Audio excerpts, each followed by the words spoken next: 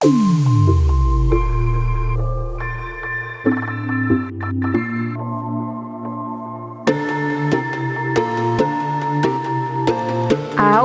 otakmu bisa membusuk karena internet loh. Kenali gejalanya. Halo, apa kabar semua? Kita semua tahu kalau internet itu super bermanfaat. Tapi pernah gak sih kamu merasa akhir-akhir ini jadi gampang lupa, susah fokus, atau bahkan sering merasa cemas tanpa alasan? Nah, kalau iya, mungkin kamu sedang mengalami apa yang sering disebut pembusukan otak karena internet. Eits, tenang, ini bukan istilah medis ya.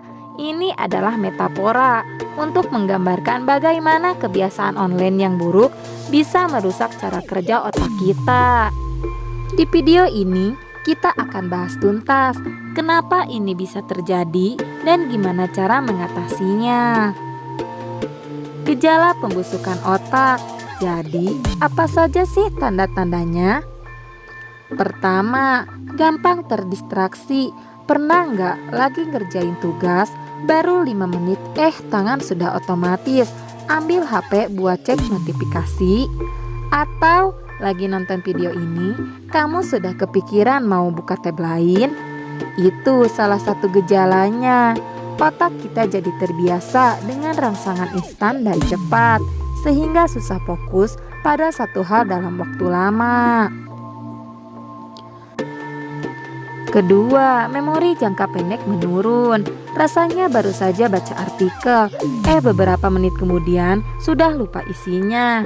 Ini terjadi karena kita cenderung tidak lagi memproses informasi secara mendalam. Kita cuma membaca headline atau scanning, lalu geser lagi. Otak jadi malas menyimpan informasi. Ketiga, berkurangnya empati. Terlalu sering berinteraksi di dunia maya, di mana kita nggak bisa melihat ekspresi atau nada bicara orang. Bisa membuat kita kurang peka. Ini yang bikin komentar-komentar jahat atau trolling jadi marak.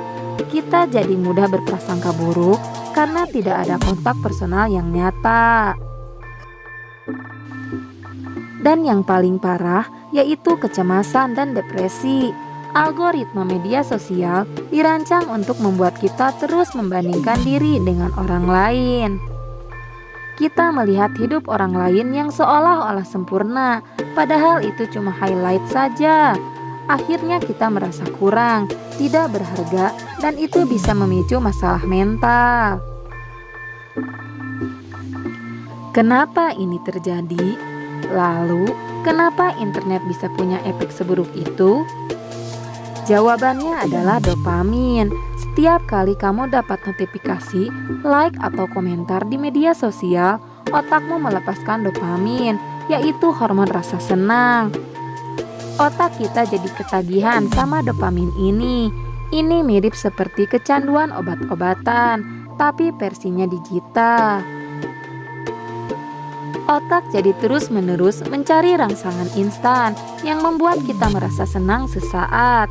Dan ini mengganggu kemampuan kita untuk merasa bahagia dari hal-hal yang lebih bermakna.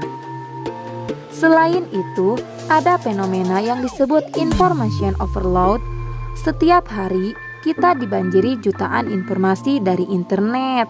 Otak kita punya keterbatasan loh.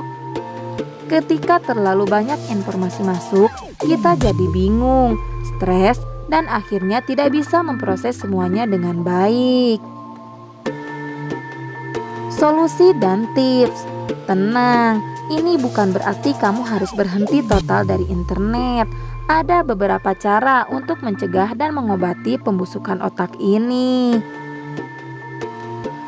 Pertama, terapkan digital detox. Coba luangkan waktu, misalnya 30 menit atau 1 jam per hari untuk tidak menyentuh HP atau laptop sama sekali.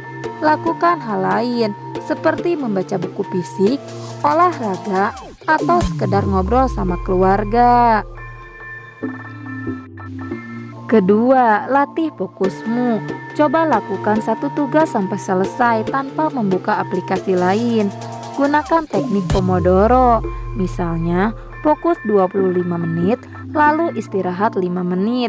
Ini melatih otakmu untuk bisa fokus dalam jangka waktu yang lebih lama. Ketiga, batasi waktu di media sosial. Gunakan fitur di HP-mu yang bisa memantau waktu layar, setel batas harian, dan disiplinkan dirimu. Lebih baik fokus pada konten yang benar-benar bermanfaat daripada sekadar scrolling tanpa tujuan. Dan yang terakhir, utamakan interaksi nyata. Hubungi temanmu, ajak mereka ketemu, atau gabung komunitas yang kamu suka. Interaksi tatap muka yang tulus itu jauh lebih berharga daripada 1000 like di media sosial. Internet itu alat yang luar biasa, tapi seperti alat apapun itu, kita harus tahu cara menggunakannya dengan benar. Jangan sampai alat ini malah balik mengendalikan kita dan membuat otak kita membusuk. Apa pendapatmu? Apakah kamu pernah merasakan gejala-gejala yang aku sebutkan tadi? Coba share di kolom komentar ya. Jangan lupa like, subscribe, dan nyalakan loncengnya supaya kamu nggak ketinggalan video-video menarik lainnya.